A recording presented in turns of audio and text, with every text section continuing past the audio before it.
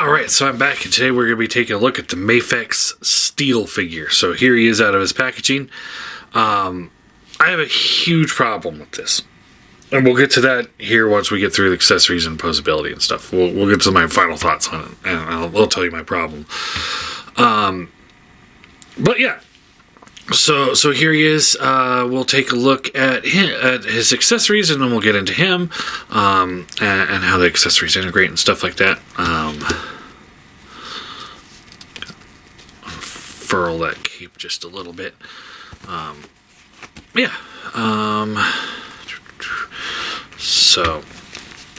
So to start off, he does come with your standard Mafex base. Nothing new here. So all the same stuff. Bust that off the side. Alright. Now, so he's got his stoic head. Looks pretty good.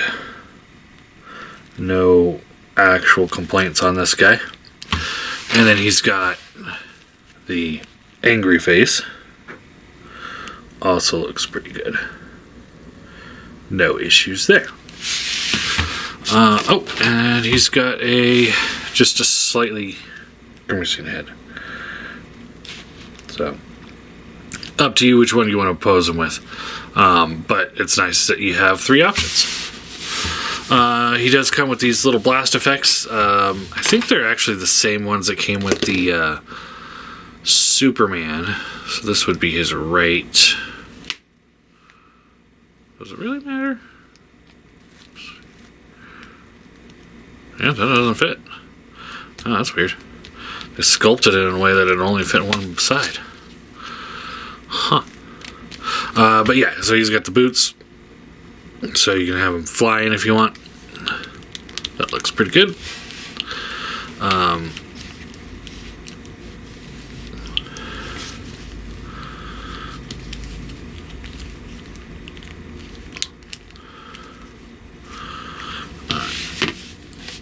Then we do have the hammer. And it does have a extension on it. So you got a nice big hammer if you want to do that way, or you can take that off and have a smaller hammer. I believe it extended in the comic. It's been a while since I read Return of Superman, but I'm pretty sure it extended because I think he used it to brace something. So you get the options there. This is that kind of the blue steel like the rest of his suit, and this is the really shiny steel. They did the metallic paints on this thing so good. It looks great. Yeah. Like I when I got out of the package, I thought this might have been die cast, but I was like, no, that's definitely just plastic. It's just done really well. So yeah. Alright. He's got the two holding hands for the hammer. And then for that you just pop it in there however you want. Looks good. No issues there. He also has the two fist hands that he has on the figure itself. He's got two kind of outstretched hands.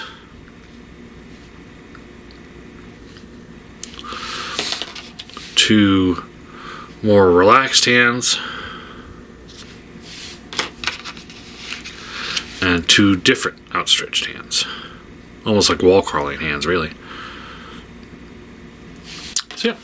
And then as for the figure itself, he does have the bendy wire cape with the S on the back. Looks great.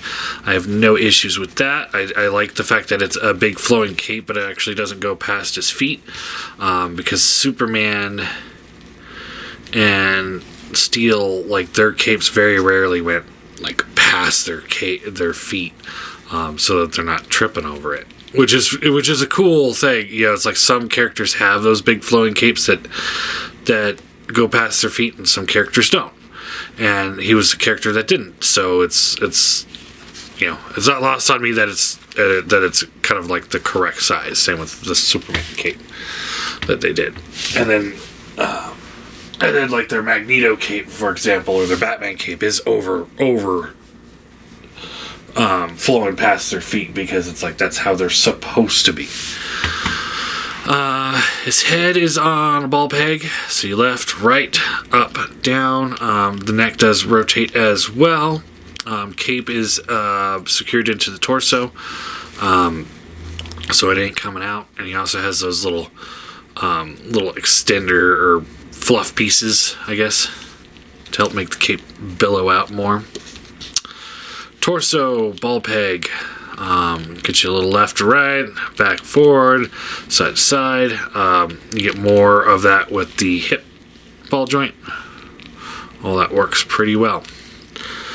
These pieces here are on hinges, so they fold up and down. And then he's also got the butterfly joint, rotates around. You're going to get anything you really need out of this arm. Bicep swivel, double bend elbow, wrist swivels, hinges in and out or up down depending on how the peg is set. He's got the launcher thing here, and then this side doesn't have it, which is accurate. These pieces do, this is a floating piece, but these two pieces do rotate. So just kind of how you want to get it set. Hips up to there, back to there, a little bit out to the side. It's a little limited. It's kind of got like a thicker leg, so it kind of makes sense. Bends at the knee. This little plastic piece here bends with it, so that works just fine. So yeah, it's like they painted the whole thing with the same steel color, and then they did a heavy blue ink wash on like the legs and the torso and the arms and stuff like that. It has a really cool effect. I really like it.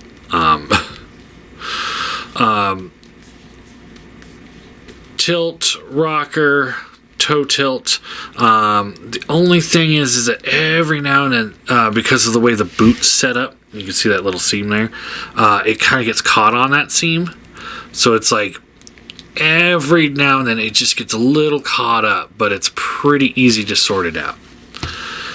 And then, yeah, we can take his hand off. Let's give him his hammer.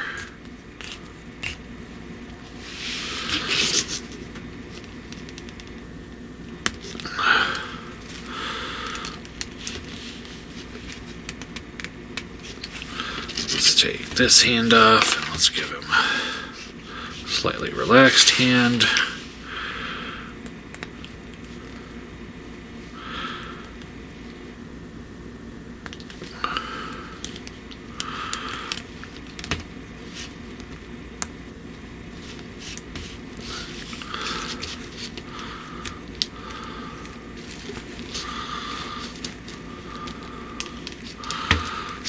Let's try to swap the head out. Let's go with the slightly grimacing one.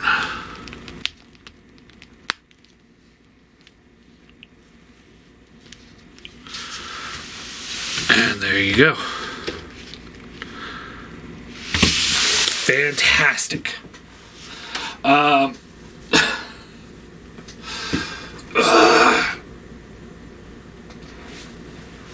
Size comparison wise, here he is with Spider-Man. So he's a pretty decent sized figure. And from the same line, I guess, here he is with the Cyborg Superman. Guys, he's fucking awesome. Oh, see, okay, so my big gripe with this figure, the thing that like borderline pisses me off, is that Steel isn't the biggest of characters. You know, like, he came out with the Return of Superman, and I know he's been around since then, but from what I've seen, he kind of has been lost in the shuffle.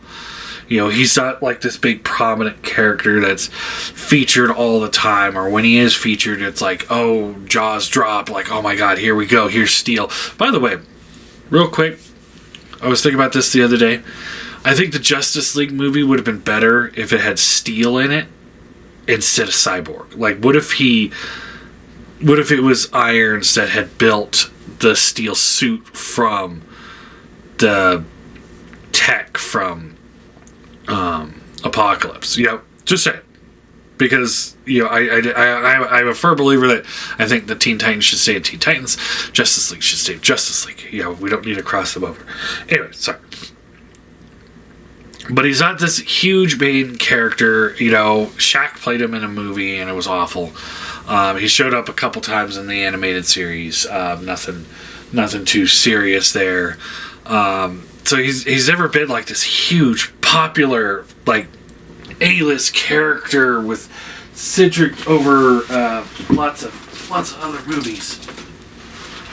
You know, stuff like that. And, you know, forefront of a huge franchise like Thor.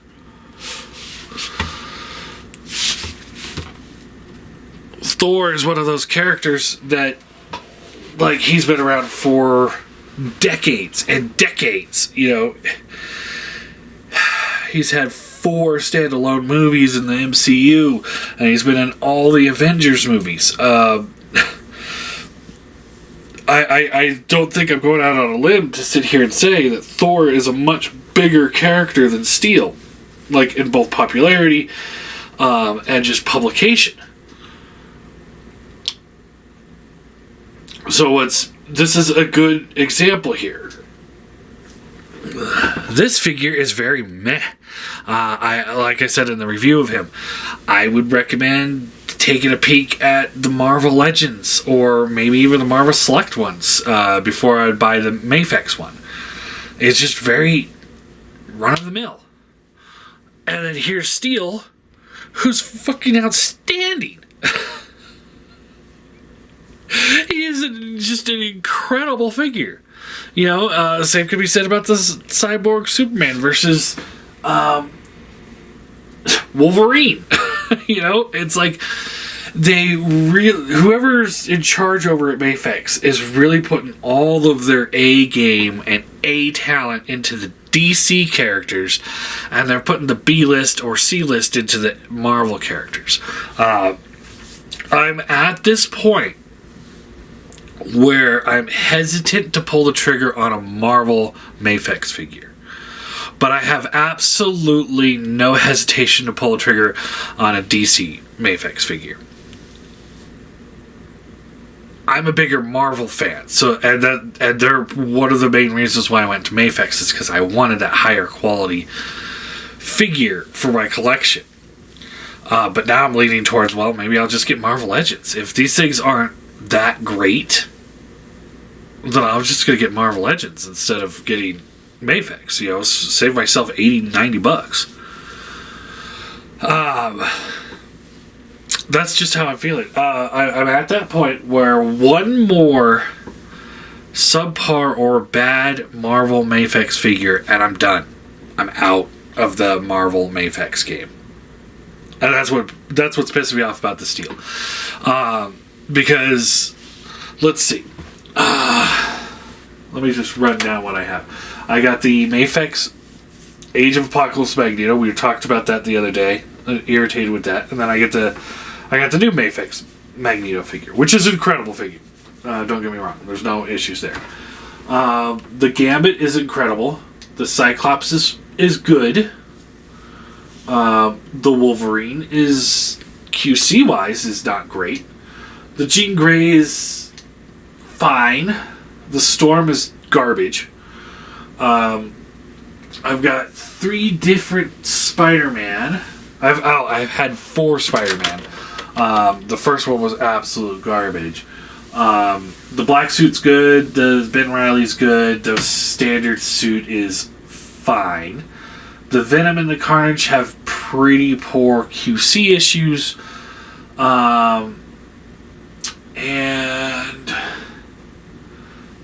And the Iron Man is good, and we already talked about the Thor. DC wise, I've got Nightwing. Incredible. I've got the Steel. Incredible. I got the Cyborg Superman. Incredible. I got the Batman. Incredible. I got the Superman. Incredible. The Black Suit Spider-Man. Incredible.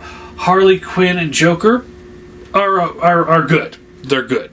And then the Catwoman is also good, but I had QC issue with her. And so yeah, it just seems like they're knocking it out of the park with the DC characters, but with the Marvel characters, they're just kind of phoning it in. It seems it's just bizarre to me. I don't understand like why we couldn't get the same quality with the Marvel stuff as we are with the Mafex stuff. And I know some of those Marvel characters I've mentioned, like Wolverine and Cyclops, are older ones. But the point is that I'm also talking like, Thor and Storm are fairly new ones on their list, and they're just not that great. So yeah, if I get another bad Mafex Marvel figure, sorry, I keep jostling the camera. I'm tapping out. I'm just gonna go to Marvel Legends and finish the collection that way, because I just. I'm in it for high quality figures.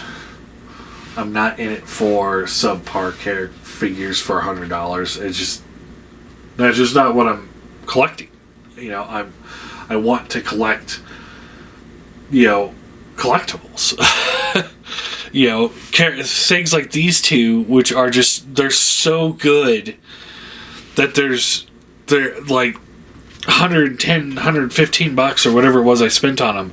Like, there is absolutely no question in my mind, was it worth it? Whereas him, it's like, no, it wasn't.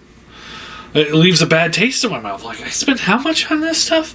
Even the Magneto, who, like I said, is an incredible figure. But because my dumbass, it was partially my fault, but my dumbass bought the Age of Apocalypse one. And now I have to buy the regular one. And it just makes me go, oh, well, maybe maybe $200 on a good Magneto isn't really worth it in the end. And see, his legs are a little loose, so he's having a little hard time just standing real quick. Come on. By the way, Magneto would crush these two pretty quickly. It'd be a funny fight. But yeah, I guess that's all I got. As far as the Steel goes, score-wise, he's a solid 10. I've got absolutely nothing with this figure that I think is wrong. I love the way the metals look. It was not just one flat color, which I've seen before in toys. So I do really enjoy that. They took the time and effort to make this figure look great and feel great, pose great. I mean, it's an incredible figure, so highly recommend him if you're in for the line. And yeah, I really hope that we get a Superboy and an Eradicator soon, because that would be pretty cool. And I'm looking at the Hush Superman. I wouldn't mind a brighter blue Superman too. Just something with some more vibrant color to him. Not saying that there's anything wrong with a Hush Superman, because he's one of my favorites. But I think I'd be down with another Superman, like a regular, like Return of Superman, like with the bright colors. But yeah, and I'm not even a Superman fan.